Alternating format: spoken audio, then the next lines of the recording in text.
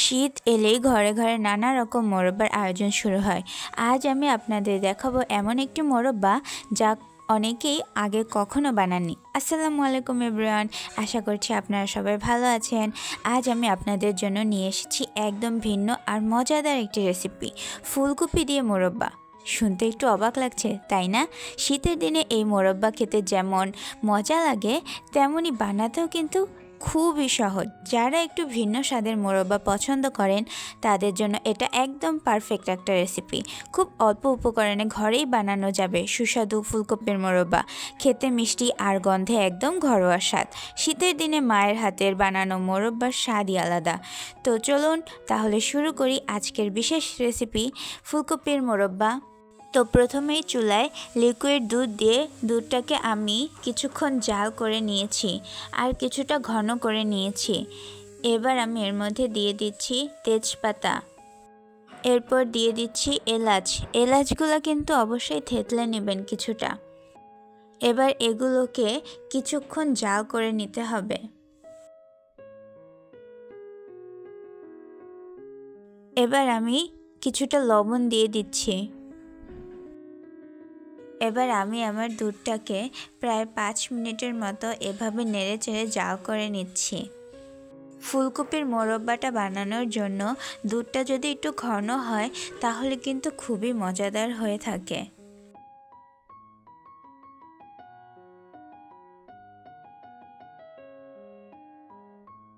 কিছুক্ষণ নেড়ে চেড়ে জাল করে নেওয়ার পর এই পর্যায়ে আমি দিয়ে দিচ্ছি গুঁড়ো দুধ।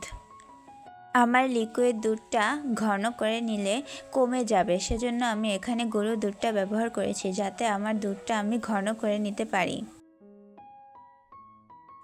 এবার এর মধ্যে আমি দিয়ে দিচ্ছি কনডেন্স মিল্ক। বাসায় যদি আপনাদের কনডেন্স মিল্কটা না থাকে তাহলে আপনারা গুঁড়ো দুধের পরিমাণটা বাড়িয়ে দিতে পারেন। কনডেন্স মিল্ক না দিলেও চলবে, শুধু আপনারা গুঁড়ো দুধের পরিমাণটা বাড়িয়ে নেবেন, নাহলে লিকুইড দুধের পরিমাণটা বাড়িয়ে নেবেন। এবার আমি এর মধ্যে দিয়ে দিচ্ছি 2 বাটি চিনি। আপনারা আপনাদের দুধের পরিমাণ অনুযায়ী চিনিটাকে অ্যাড করবেন। যারা মিষ্টিটা খেতে বেশি পছন্দ করেন তারা মিষ্টি চিনির পরিমাণটা একটু বাড়িয়ে দিতে পারেন।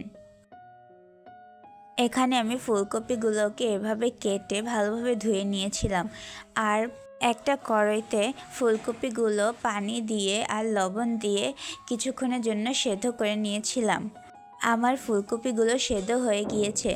এবার আমি এগুলোকে আমার দুধের মধ্যে দিয়ে দিচ্ছি।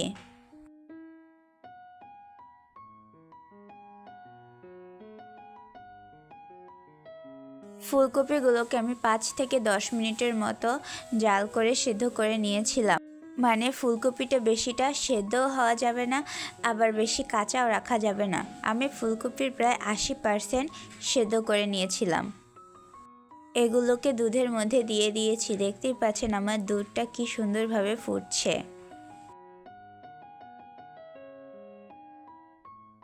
এবার এর মধ্যে আমি দিয়ে দিচ্ছি নারিকেল কোড়ানো।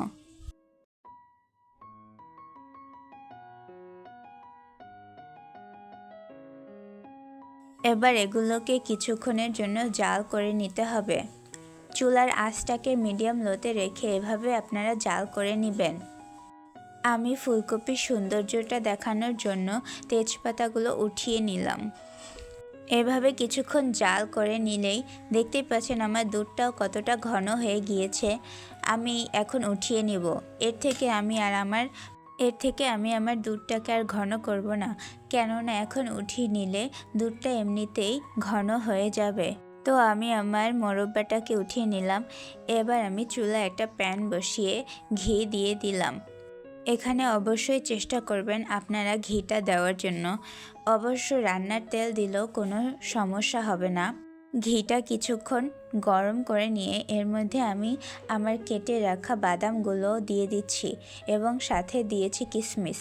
এখানে আমি পেস্তা বাদাম, কাজু বাদাম এবং শুধু বাদাম আর কিশমিশ ব্যবহার করেছি।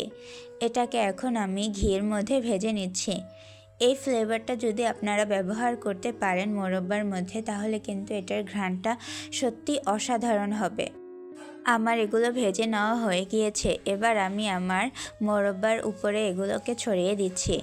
এটার ফলে দেখতেও যেমনটা সুন্দর হবে, ঘ্রাণটাও কিন্তু খুবই সুন্দর আসবে এবং খেতেও খুবই ভালো লাগবে। এবার আলাদাভাবে আমি ঘিটাকে উপর দিয়ে দিয়ে দিলাম। এই ঘিটা যখন উপর দিয়ে ছড়িয়ে যাবে তখন কিন্তু দেখতে ঠিক কতটা সুন্দর দেখাবে। দেখতেই পাচ্ছেন আমার মোরব্বাটা দেখতেও ঠিক কতটা সুন্দর দেখাচ্ছে। অবশ্য ফুলকপিগুলো দেখা যাচ্ছে না। আমি কিন্তু আর জাল করব না, সেই যে জাল করেছিলাম সেটাই। তো বন্ধুরা, এই ছিল আজকের ফুলকপির মোরব্বার রেসিপি। সবশেষে বলবো, ফুলকপির এই মোরব্বাটা শীতের দিনের জন্য একদম পারফেক্ট। আমি আপনাদেরকে উঠিয়ে দেখাচ্ছি। ফুলকপিগুলো কিন্তু বেশি একটা ভেঙে যায়নি, এভাবে কিন্তু আস্তে আস্তে রাখতে হবে। এজন্য বেশি জাল দেওয়া যাবে না আর কি। বেশি জাল করলে ফুলকপিগুলো একদম ভেঙে যেতে পারে। এটা যেমন খেতে মিষ্টি তেমন কিন্তু একদম ঘরোয়া স্বাদের। আপনারা চাইলে অতিথি আপ্যায়নেও এটা ব্যবহার করতে পারেন। আশা করছি রেসিপিটা আপনাদের ভালো লেগেছে এবং ঘরে বসেই সহজে বানাতে পারবেন। একবার কিন্তু অবশ্যই ট্রাই করে দেখবেন, কারণ এর স্বাদ সত্যি অসাধারণ। আর এই ঘরোয়া রেসিপিটা আপনাদের শীতের দিনের মুহূর্তগুলোকে আরও মধুর করবে, এটাই আশা করছি। ভালো লাগলে লাইক কমেন্ট করুন এবং শেয়ার করুন। আর এমন ভিন্ন ভিন্ন রেসিপি পেতে আমাদের চ্যানেলটাকে সাবস্ক্রাইব করে পাশে থাকুন। সবাই সুস্থ থাকুন, ভালো থাকুন। আবার দেখা হবে নতুন কোনো রেসিপি নিয়ে। আল্লাহ হাফেজ।